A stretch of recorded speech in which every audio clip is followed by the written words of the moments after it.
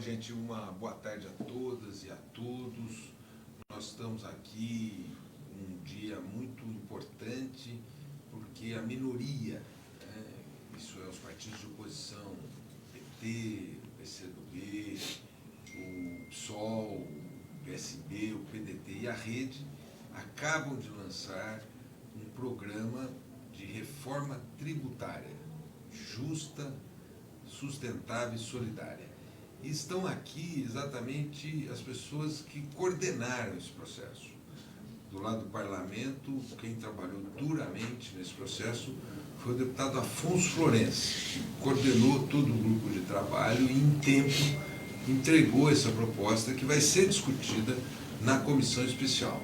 E tem aqui dois grandes economistas que ajudaram na elaboração dessa proposta. Está aqui o professor Eduardo Fagnani, que, aliás, ele lançou esse livro aqui, Previdência, o debate desonesto. Esse livro é muito importante para todos entenderem qual foi a proposta da Previdência que trouxeram para essa Câmara, qual foi o discurso que fizeram, mas quem pagou a conta dessa reforma foram os trabalhadores. Então, nós recomendamos a todos que leiam esse livro, Previdência, o debate desonesto, do professor Eduardo Fagnani. E também está aqui o Guilherme Melo. Guilherme Melo também, igualmente, é professor de economia da Unicamp, e o Guilherme foi um dos coordenadores do programa de governo do Fernando Haddad na área de economia, e o representou em diversos debates da imprensa, em diversos segmentos, um jovem economista e brilhante economista. Portanto, se vocês me permitirem, eu vou passar por uma introdução do Afonso Florense e depois passar para os professores Eduardo Fagnani e Guilherme Melo falarem. Bom, boa tarde a todas e todos que nos acompanham aí nas redes do deputado Paulo Teixeira e do 1301, esse que vos fala.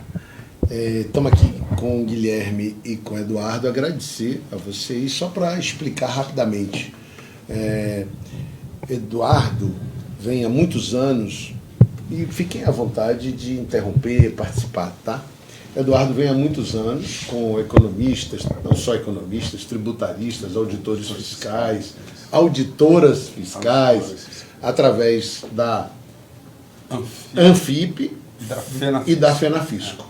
É um trabalho de muitos anos, trabalhando a proposta de alterar a natureza da estrutura tributária brasileira, de uma estrutura tributária regressiva, ou seja, que cobra mais dos mais pobres e menos dos mais ricos, para uma proposta que cobra mais dos mais ricos e menos dos mais pobres. E nós compartilhamos do convívio, da discussão técnica, não só teórica, também com base em experimentos com Eduardo, num ambiente do PT chamado Núcleo de Acompanhamento de Políticas Públicas, coordenado por Aloysio Mercadante. E nesse Núcleo de Acompanhamento de Políticas Públicas, Guilherme Melo, professor de Economia da Unicamp, assim como Eduardo, foi designado coordenador do NAP, do tema reforma tributária, do NAP, Núcleo de Acompanhamento de Políticas Públicas. Daqui, do núcleo de acompanhamento e dessa matriz, dessa tradição já a essa altura na história política brasileira, na história econômica brasileira, da Anfip, nós ampliamos com outras pessoas de outras matrizes no PT e debatemos, além do núcleo central, a dimensão, digamos assim, justa e solidária, progressividade, tributação de renda e patrimônio, outras dimensões, e no NAP Guilherme coordenou. Quando eu fui designado coordenador da minoria na comissão, com a participação muito direta de Paulo, que é membro da Comissão da Reforma Tributária, nós passamos a fazer essa discussão também na oposição. Aí se integraram economistas e tributaristas do PSB, do PCdoB, do PDT, do Rede e do PSOL. E dialogamos também com tributaristas dos estados, através das secretarias de Fazenda, com os secretários estaduais de Fazenda, com o Concefaz. O resultado foi De um lado, o Concefaz apresentou uma proposta, está coletando assinatura, a expectativa é que até o prazo que expirará na próxima quinta-feira, 19 horas, seja autenticada, protocolada a proposta do Concefaz. A nossa, obtivemos êxito na coleta de assinatura semana passada. Então, essa é a situação que nós vivemos e que nos levou hoje à apresentação para a sociedade e para o parlamento, com a presença do presidente da Câmara, Rodrigo Maia, com a presença do relator da emenda constitucional 45 na Comissão Especial, Aguinaldo Ribeiro, dos governadores Flávio Dino e o Wellington, representando os governadores que apoiam a proposta, a vice-governadora Luciana, muitos senadores e senadoras. Qual é o balanço que vocês fazem desse debate até esse momento? Quer começar, Edu? Bom, eu primeiro agradecer aqui o Paulo, o Afonso, pelo convite de estar aqui. Eu acho que a primeira coisa que eu tenho costumado falar é que eu acho que a gente está em um momento muito particular do debate público brasileiro no que tange a reforma tributária. Há muito tempo todo mundo acha que tem que ter reforma tributária. Se fala em reforma tributária há décadas no Brasil, na verdade desde a Constituição de 88, que herdou a estrutura tributária da reforma dos militares 66, 67.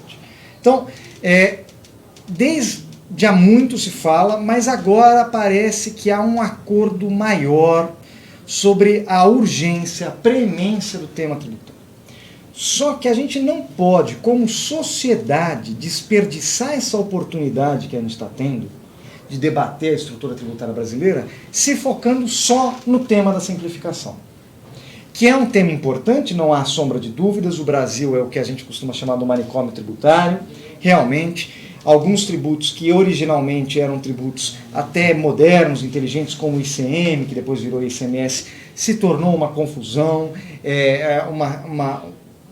cria uma enorme insegurança jurídica, o emaranhado tributário cria espaço para o que chamam de planejamento tributário, que na verdade é evasão fiscal, é sonegação, certo? Então temos que atacar a questão da simplificação, isso não há dúvidas, mas não podemos só focar nisso, porque senão a gente vai fingir que não existem temas tão ou mais importantes como, por exemplo, o tema da desigualdade, que na verdade é o tema central que caracteriza a sociedade brasileira. O Edu falou muito bem, acho que ele vai poder falar mais sobre isso.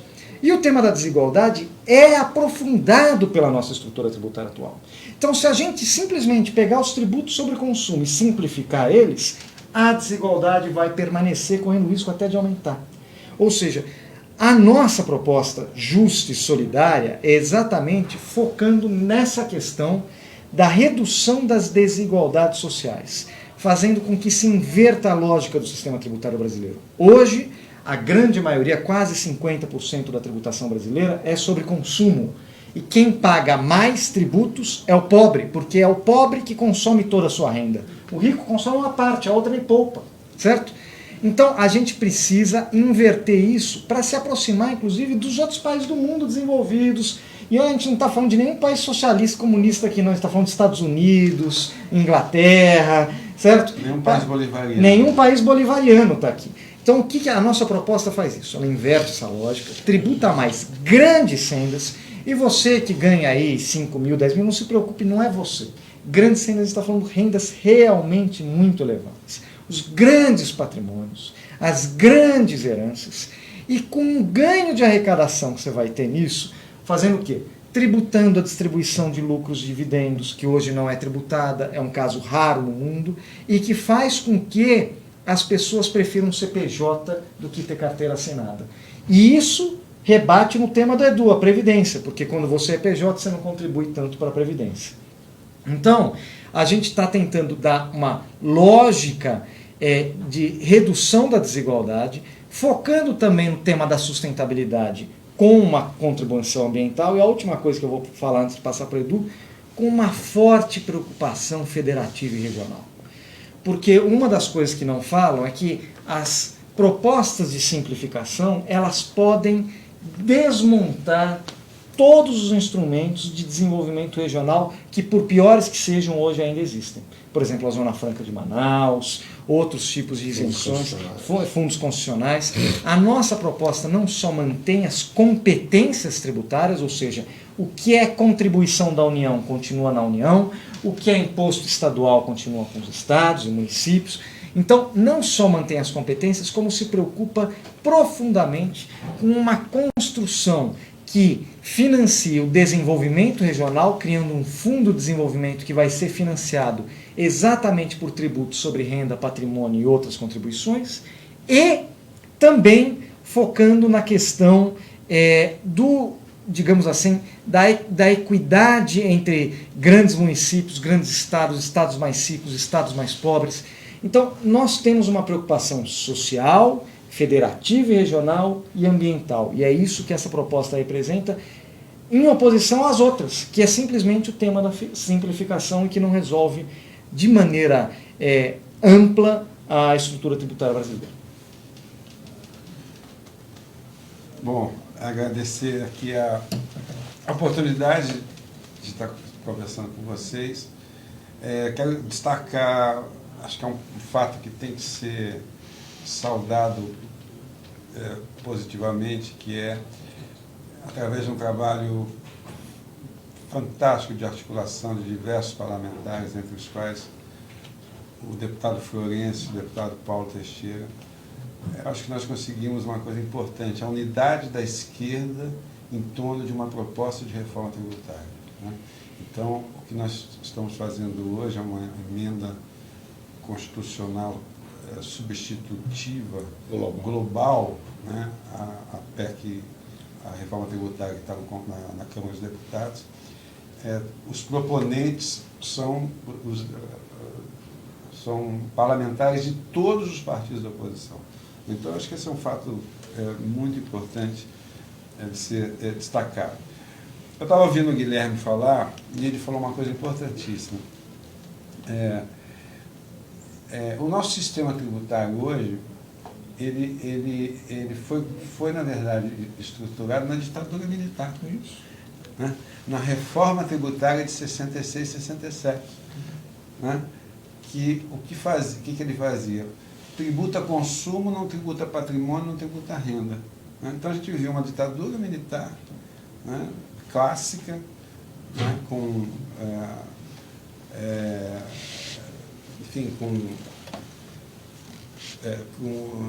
ausência de liberdade de expressão, enfim, um contexto de exceção, e você fez uma reforma tributária onde a base é o consumo. Né? E esse sistema perdurou até hoje. Essa aqui é uma coisa extraordinária. Tá certo? A redemocratização continua tudo igual. Então, o que acontece hoje? O que acontece hoje é o seguinte: o Brasil, isso é uma coisa importante de vocês entenderem. Aqui se fala muito que a carga tributária no Brasil é elevada. Né? Ela é elevada em relação a alguns países latino-americanos, tá certo? Como o México, por exemplo, que não tem proteção social, não tem nada, a carga tributária brasileira é elevada. Mas em relação à média dos países desenvolvidos, a nossa carga tributária não é elevada, ela está abaixo dessa média. Né? Agora, de fato, o que é verdade, pouca gente diz, é que o que é elevado no Brasil, e aí nós somos campeões mundiais, é a taxação sobre o consumo, né? Que é a reforma da ditadura militar. Então, 50% do que se arrecada hoje no Brasil, em termos de tributo, é sobre o consumo. Né? Esse é o grande problema. Enquanto que a média da OCDE, dos países centrais, é 32%. Nos Estados Unidos é 18%. Nos Estados Unidos, 18% do que se arrecada vem do consumo. Na OCDE é 32%. No Brasil, 50%. Né? Enquanto que a nossa arrecadação sobre renda é 18% do total, enquanto que a média da OCDE é 35%, enquanto que a média dos Estados Unidos é 40%. Então, o problema da questão central no Brasil é o seguinte: se tributa muito sobre o consumo, sobre o preço do automóvel, sobre o preço do arroz, do feijão, do remédio. E quando você tributa muito sobre o consumo, você penaliza o pobre. Por quê? Porque o pobre consome tudo que ele ganha. Né? Ele recebe dinheiro, vai comprar arroz, vai na farmácia, na venda, comprar bens de primeira necessidade. Então, Se a gente assumir que cerca de 40% do preço de um produto é imposto, você está tirando 40% da renda das pessoas de mais baixa renda. Enquanto que no Brasil você não taxa renda, não taxa patrimônio. Nós temos um negócio aqui que só tem mais um outro país que faz isso, né, que é não tributação de lucros e dividendos. Então, por exemplo, um banco brasileiro privado, ele lucrou 20 bilhões o lucro dele. Tá certo? Ele vai distribuir esse lucro, 20 bilhões de lucros e dividendos, vai distribuir para os seus acionistas. Né? Mais da metade desse banco é controlado por 3 famílias. Tá certo? Então, essas 3 famílias vão receber cerca de 9 bilhões de reais como lucros e dividendos. E eles são isentas de tributação. Tá certo? Isentas de tributação, não pagam um tostão de imposto de renda. Então, esses são dados vergonhosos da tributação no Brasil. Quando você pega um sujeito que ganha 400 mil reais por mês, ele tem tanta isenção, né, que a alíquota de imposto de renda que ele paga é cerca de 3%. Enquanto que uma pessoa que ganha 5 mil reais, ele é descontado na fonte 27,5%. Tá? Então,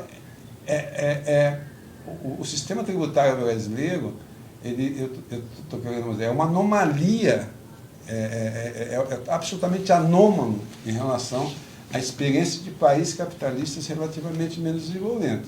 Portanto,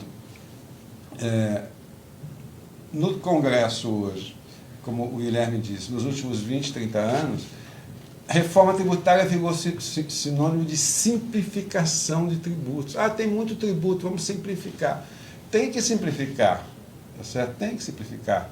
E a nossa proposta simplifica, tá certo? Mas você resumir, restringir uma reforma tributária à simplificação da tributação sobre o consumo e não enfrentar a questão da renda e do patrimônio, isso, do meu ponto de vista, é inaceitável. É inaceitável. Tem que simplificar, mas nós temos que enfrentar a questão da tributação da renda, do patrimônio. Né? O que os estudos que nós fizemos mostram é o seguinte: o que nós temos que fazer? Nós temos que fazer assim: ao longo do tempo, nós temos que ampliar a tributação sobre renda de patrimônio de quem ganha muito, são dos super ricos de fato, tá certo? E ao mesmo tempo reduzir a tributação sobre o consumo. Se a sociedade quiser manter a carga tributária igual, você aumenta aqui e reduz aqui. Né? Então, os nossos estudos mostram que é possível fazer essa redistribuição das bases de incidência e deixar o Brasil muito próximo da média dos países da OCDE. Não vamos ficar igual à OCDE, da média, mas ali pertinho. Então, é um pouco essa ideia do trabalho. Bacana. Né? Essa que é a ideia do trabalho. O Brasil é o país mais desigual do mundo. 1% no Brasil, segundo o estudo do Piketty, com 30% da renda. Isso não existe em lugar nenhum do mundo. Tá certo? E para enfrentar essa questão da desigualdade, um dos instrumentos centrais é o sistema tributário. Então, é isso. Bacana. Que tem que ser enfrentado. Me permitam aqui responder uma pergunta de um internauta, senhor José Maria, e eu vou dirigir para cada um de vocês. Primeiro, Paulo, destacar o papel da líder Jandira. Eu, muito agradecido, me atribuiu o papel de líder na comissão. E acho que gostaria de ouvir uma consideração sua, um lugar político da oposição nessa conjuntura de crise econômica e, digamos assim, desse lugar político da oposição, o papel que essa proposta de reforma tributária cumpre na disputa política, na conjuntura. Guilherme e Edu, desculpe, professor Eduardo Vane, o senhor José Maria pergunta: como ficam, para você, Guilherme, a situação da classe média, dos tributos de, por exemplo, renda e patrimônio da classe média? Essa é uma preocupação. Às vezes as pessoas acham, agora eu vou pagar mais tributo. E a outra pergunta para você, Eduardo, como fica a política tributária sobre micro e pequena empresas? Quem começa a responder? Paulo. Não, primeiro, parabenizar, né? Essa proposta apresentada, ela demonstra vigor. E não só vigor, mas ela enfrenta um tema, que é o tema do chamado equilíbrio fiscal. O que os governos Temer e Bolsonaro fizeram? Eles estão enfrentando esse tema, tirando direitos dos mais pobres. Foi assim na reforma trabalhista, foi assim na PEC 95, congelando os recursos para as políticas públicas, saúde, educação, e foi assim na reforma da Previdência, tão bem indicada aqui essa situação nesse livro do Eduardo Fagnani. Assim, eles não tocaram na questão central.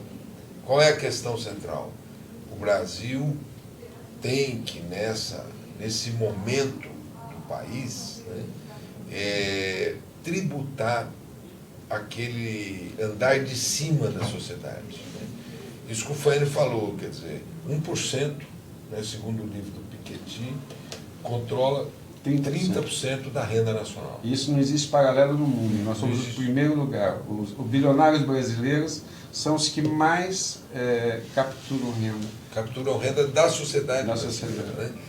Então, a saída para o Brasil, em primeiro lugar, é essa. É fazer uma reforma tributária dessa natureza, com justiça social. Né? Se você tirar tributo dos trabalhadores e tirar tributo da classe média, esse dinheiro vai direto para o consumo e vai ajudar a mover a economia. Certo? E se você tributar o mais rico, esse dinheiro, normalmente, ele está sendo um dinheiro poupado, um dinheiro aplicado. Né? E não circula. Não circula. E, como eles bem disseram, não há paralelo em nenhuma sociedade uma tributação tão regressiva sobre os mais pobres. Né? Por exemplo, um fogão. Se a pessoa compra um fogão por R$1.000 e pagaria, por hipótese, 10% do seu salário, do preço do fogão. 10% daria R$90.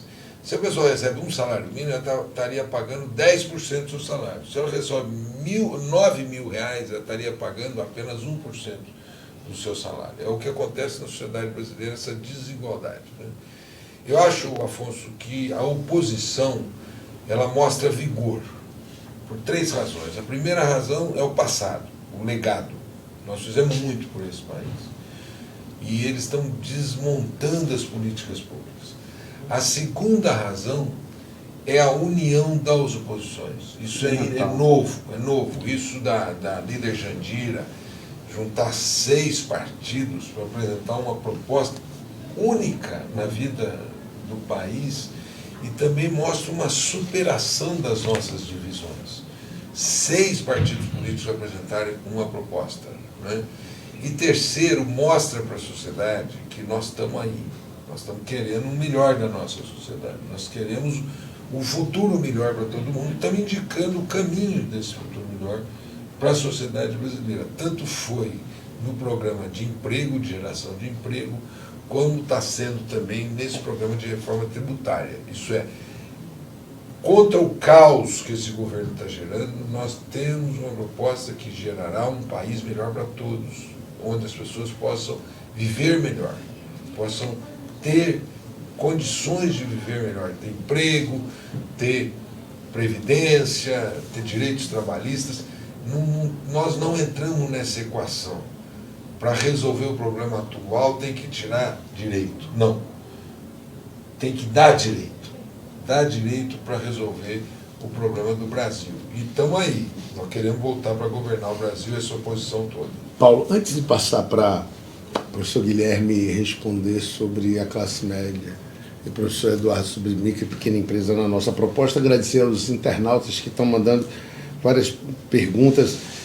Paulo, a Caterine Maltese, obrigado, Caterine, pergunta qual é a possibilidade, como é que a gente vê a possibilidade de aprovação ou da substitutiva global ou de algum dos seus artigos. Olha, primeiro, Afonso, eu achei muito importante a solenidade de lançamento da proposta. Ela é uma solenidade que estava toda a esquerda lá, mas tinha também um outro segmento, que é o chamado centro político aqui da casa, tá certo? Que ele vai um pouquinho para lá do centro, mas ele estava lá, estava presente na Câmara, estava o relator da proposta de reforma tributária. E é vergonhoso para o Brasil não taxar, por exemplo, lucros e dividendos. É vergonhoso. Esses dias um amigo meu disse que o bisavô dele construiu uma fortuna e botou essa fortuna numa instituição, hoje o que seria uma SPE. Está na 6ª geração que vive disso. Tem gente que não trabalha mais, nunca trabalhou, vivendo os rendimentos daquela herança do bisavô dele. Ora, gente, nenhum país do mundo faz isso, não é? Portanto, Você sabe que isso, a taxação de heranças é uma coisa liberal clássica. Sim. Porque o liberalismo clássico diz o seguinte: as pessoas têm que ter igualdade de oportunidades. Então, duas pessoas que nascem na mesma época, o filho desse teu amigo aí, o neto, o bisneto desse teu amigo, e uma outra pessoa que é amiguinho dele da escola, tá certo? Os dois teriam que ter igualdade de oportunidade. Só que o neto do seu amigo já nasceu bilionário. É isso. Tá certo? Então é interessante isso. Quando a gente propõe taxação de herança, de grandes fortunas, não são de pequenas fortunas, né? Parece que é uma proposta de esquerda, né? Mas é uma proposta liberal clássica. Estados Unidos adota. Os Estados Unidos adotam. E os Estados Unidos é interessante, às vezes as pessoas falam por que os americanos dão dinheiro para as universidades, né? Para as fundações, para as fundações, Fundação Bill Gates. Fundação Ford, porque eles são mais generosos que os ricos brasileiros? Não.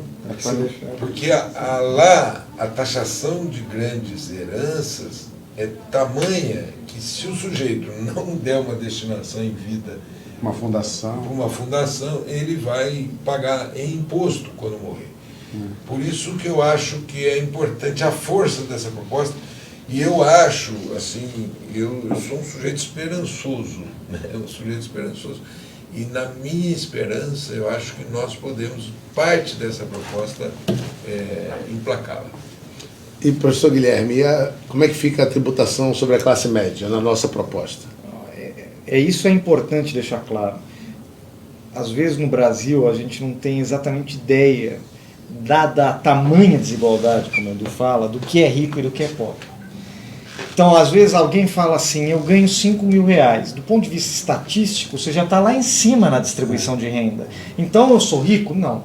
Do nosso ponto de vista, o objetivo é fazer uma tributação progressiva e que taxe mais particularmente os muito ricos, com grandes heranças, e aí são milhões e milhões de heranças, né? E grandes rendas. Por exemplo, hoje, o imposto de renda, ele é progressivo até 30, 40 salários mínimos, e aí ele passa a ser regressivo. O que isso significa?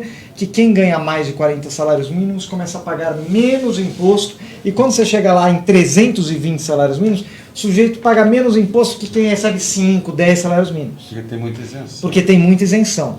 Então a nossa ideia é reformular o imposto sobre renda e patrimônio, para que ele inclusive desonere as parcelas iniciais da distribuição, 5, 10, 15 salários mínimos, e passe a onerar mais pesadamente os muito ricos, quem ganha acima de 50, 60, 100 salários mínimos, e que tem grandes patrimônios, como é o caso do seu amigo, porque isso gera uma desigualdade, que é uma desigualdade, como o Edu falou, de oportunidades. Só dizer para você, Guilherme, que eu continuo amigo dele, pela sinceridade dele, sim, inclusive. Ele não tem culpa de ter recebido a herança dele. É a sociedade brasileira que tem que se organizar e falar, a partir de agora, a regra do jogo é a regra de igualdade de condições.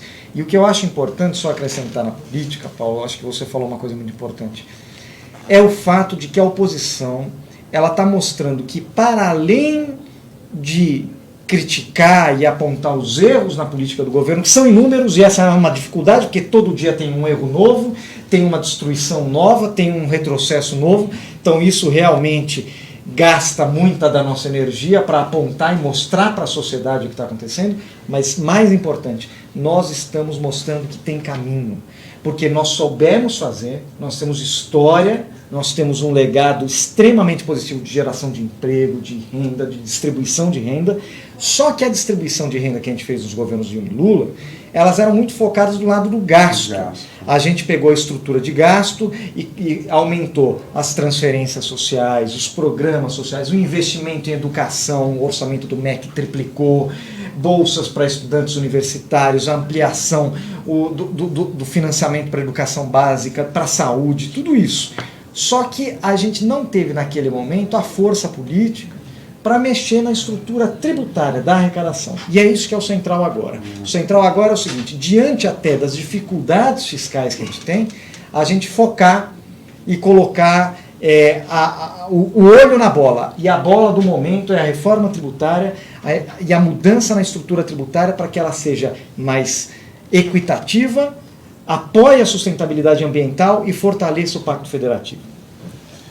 Eu queria responder fazendo um gancho com a questão do Paulo e com a questão do Guilherme. Porque, veja bem, você sabe que eu sou otimista em relação a essa proposta, porque eu acho que ela vai sensibilizar o centro.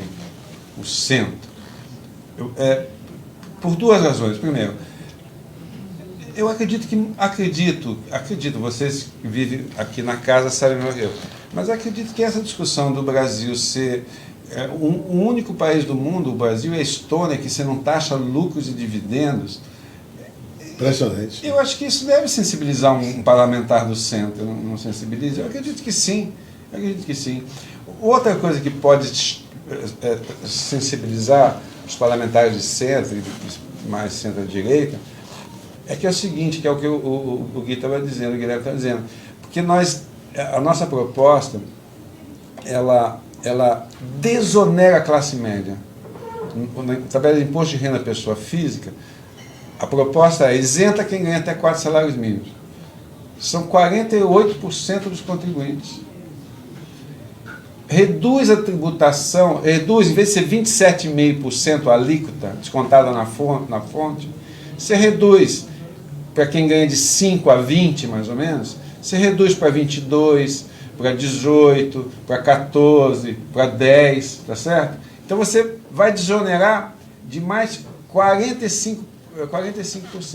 Então, de cara, essa proposta, ela isenta 45% e desonera 45%, tá certo? Dos contribuintes. Então, eu acho que isso tem um apelo popular, né, que a gente pode sensibilizar os parlamentares do centro.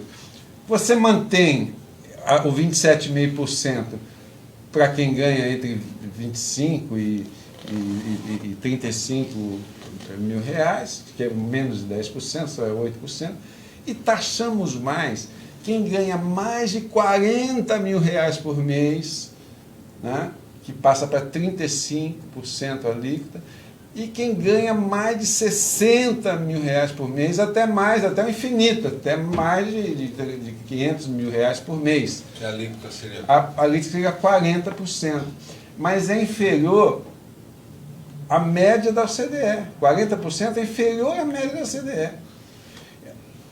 Mas você sabe quantas pessoas são essas pessoas que ganham mais de 40 mil reais por mês? São 750 mil pessoas.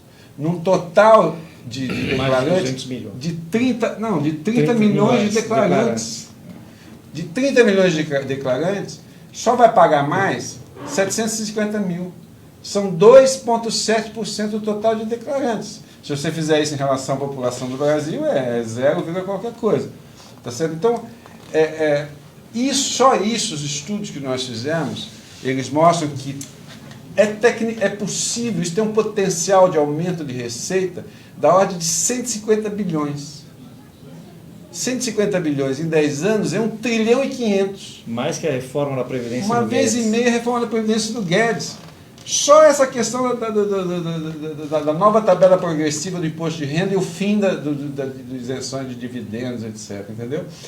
Então, eu acho, somando aqui as duas respostas, eu sou otimista, viu, Florencio, que nós vamos conseguir ter apoio do pessoal do Simples, porque é uma coisa popular. Em relação ao Simples, para finalizar, nós isentamos o Simples.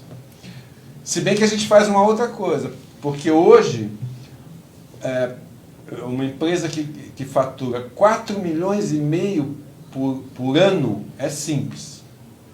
Né? A gente acha que isso é muito alto, tá certo?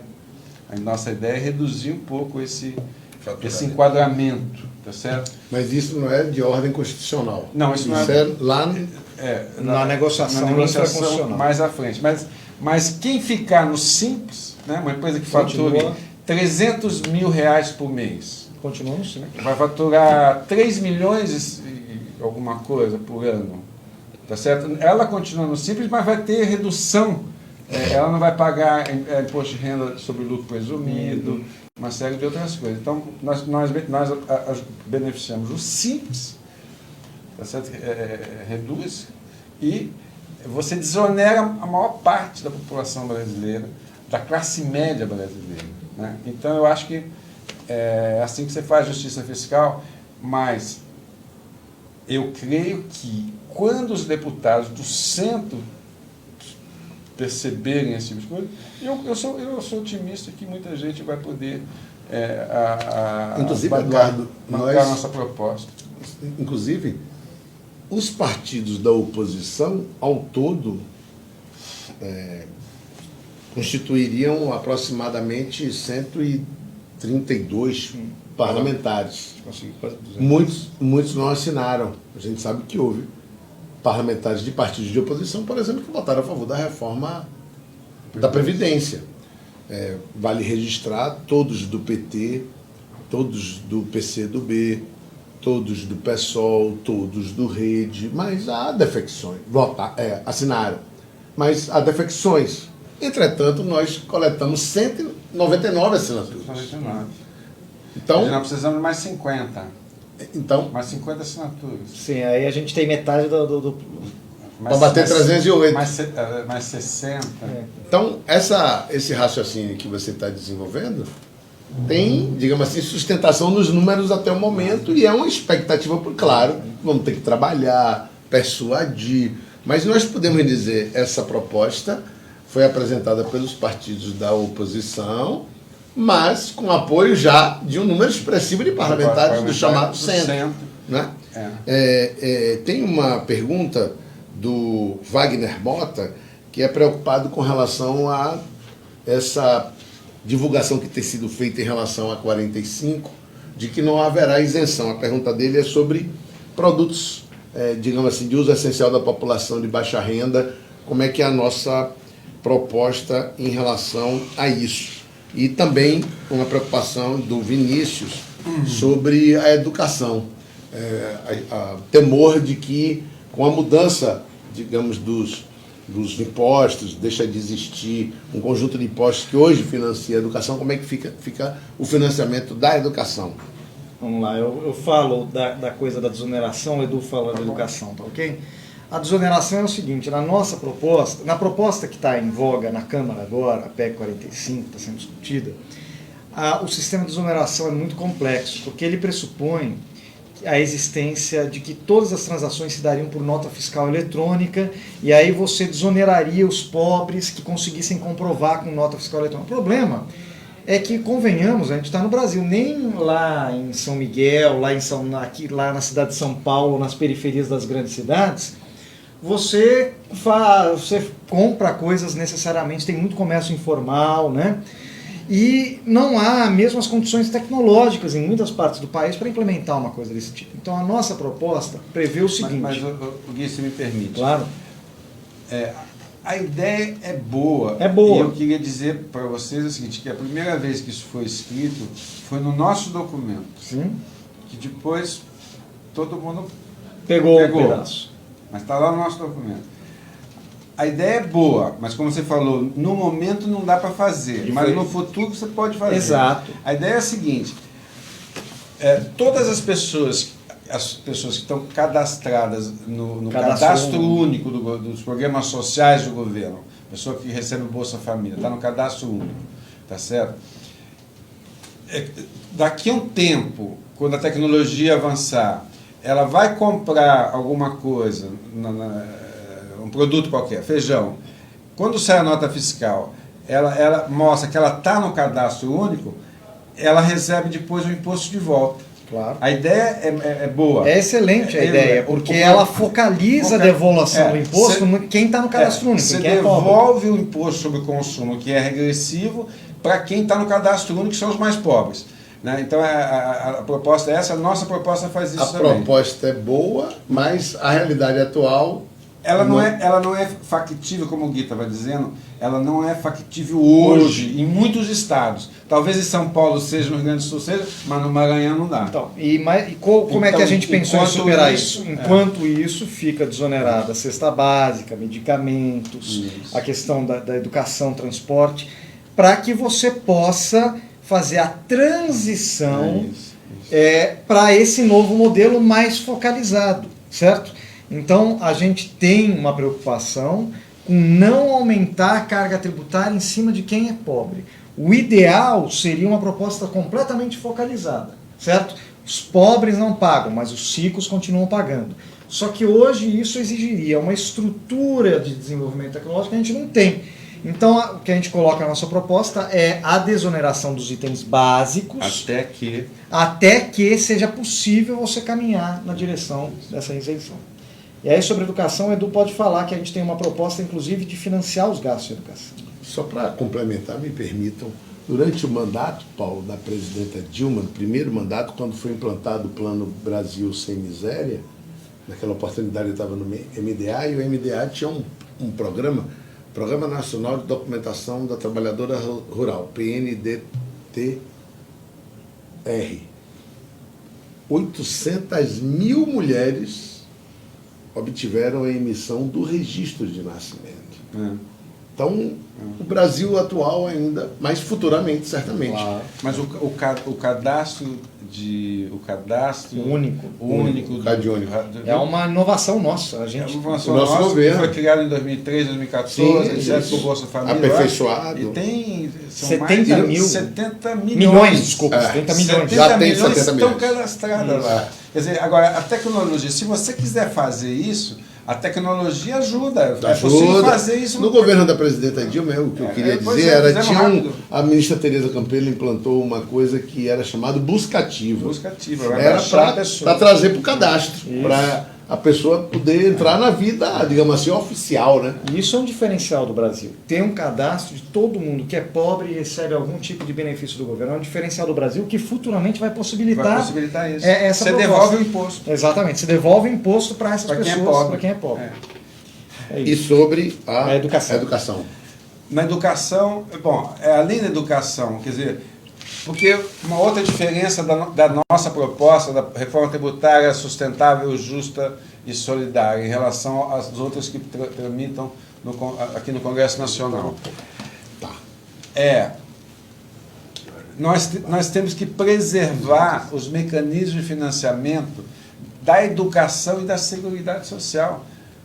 Por quê? Seguridade Social é previdência, assistência social, saúde, seguro-desemprego. Por quê? Porque o principal hoje é um dos principais mecanismos de redução da desigualdade da renda no Brasil. Então, é muito fácil você simplificar e acabar com o Estado social, com as fontes de financiamento da educação, da saúde, da previdência, etc, etc. E as duas propostas que estão no Congresso Nacional, elas não preservam as fontes de financiamento da educação e da Seguridade Social, tal como estão hoje na Constituição. Então, a nossa proposta, ela preserva essas fontes de financiamento, né? No caso, preserva as fontes de financiamento, embora a gente altera, porque a gente quer simplificar, a gente já quer acabar com as fontes de financiamento da Seguridade Social que incidem sobre o consumo, como, por exemplo, o PIS/PASEP. Tá certo? Tem que acabar com o PIS/PASEP, porque é regressivo, é sobre o consumo. Mas eu não posso deixar a Seguridade Social desfinanciada. Então eu tenho que criar outras fontes. Então, por exemplo, o imposto sobre grandes fortunas, uma parte dele vai para financiar a Seguridade Social. Tá certo? Nós estamos propondo uma criação de uma contribuição social sobre altas rendas.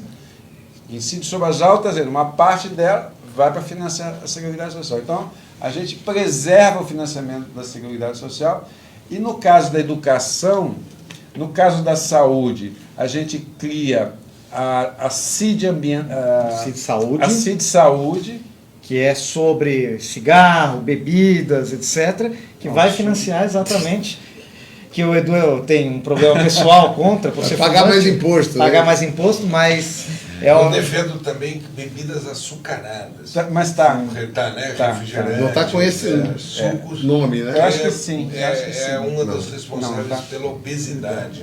pela diabetes. É um imposto de saúde que incide sobre cigarro, bebidas, coisas açucaradas, coisas que fazem mal para a saúde, que é para financiar a saúde. E o que a gente está propondo lá é que esses recursos sejam suficientes para acabar com o teto do gasto na saúde. E na educação a gente propõe também que uma parcela do pré-sal, né, vá para financiar a educação. Sim. E com isso você também acaba com o teto do gasto para a educação. Isso é fundamental, né? Porque tributo tem que servir para financiar a Seguridade, Saúde e Educação, se for para... Gente, se as pessoas quiserem agora ler a proposta, a PEC, como é que encontra para uma leitura mais... Está disponível no sistema na Câmara. A partir de hoje, com o lançamento, nós vamos disponibilizar largamente nas redes sociais, através dos partidos, dos mandatos, provavelmente das instituições, e certamente tanto no corpo a corpo, porta de empresa, mas através dos sites, das redes sociais. Ideia, Afonso, não sei se ela é válida, né? Mas... As suas ideias são sempre válidas. Olha, obrigado, você é sempre generoso. Mas escrever um livro sobre essa proposta. Pronto. Temos aí um caminho. Pessoal, nós estamos com a ordem do dia iniciada. O professor Guilherme tem voo 18 horas. Nós queremos agradecer a todos vocês. Eu considero que foi um dia de balanço positivo. Qual é a opinião de cada um de vocês aí para a gente encerrar? Muito positivo. Achei que foi um golaço. Também acho que a gente deu um primeiro passo fundamental. Agora os nossos 2 artilheiros aqui vão terminar a goleada, incorporando as nossas ideias na discussão de reforma tributária. Agora nós vamos, como o tempo agora era para formulação, né? Agora o tempo é para articulação. Isso, é a política. É a política. E vai ser uma luta difícil, hein? Porque uma coisa é aprovar a emenda, né? A PEC, né? Depois de aprovada a PEC, aí tem uma série de detalhamento infraconstitucional. Então é assim, foi ótimo, fizemos essa articulação, foi feita, sucesso, mas é uma luta que começa agora. E talvez isso vai se estender por mais de um ano e meio aí, tá certo? Porque a legislação complementar para fazer a nova tabela progressiva do imposto de renda vai ser uma batalha. Então, tem muita luta pela frente. E é possível que a gente não aprove o substitutivo global, mas aprove algumas das emendas que para nós caracterizam a proposta Exatamente. solidária. Pessoal, então muito obrigado a todos que participaram e fiquem aí em contato, próximos, para a gente ver, ajudando a aprovar essa proposta, discutindo na sociedade. E certamente quem quiser fazer um debate, não é? Nós vamos encaminhar o pedido para o professor Guilherme, para o professor Fanhani e para o nosso líder, sempre líder, Afonso Florencio. Gente, um grande abraço para vocês e muito obrigado por Beijo e abraço aí a todas e todos. Dessa nossa transmissão. Um abraço.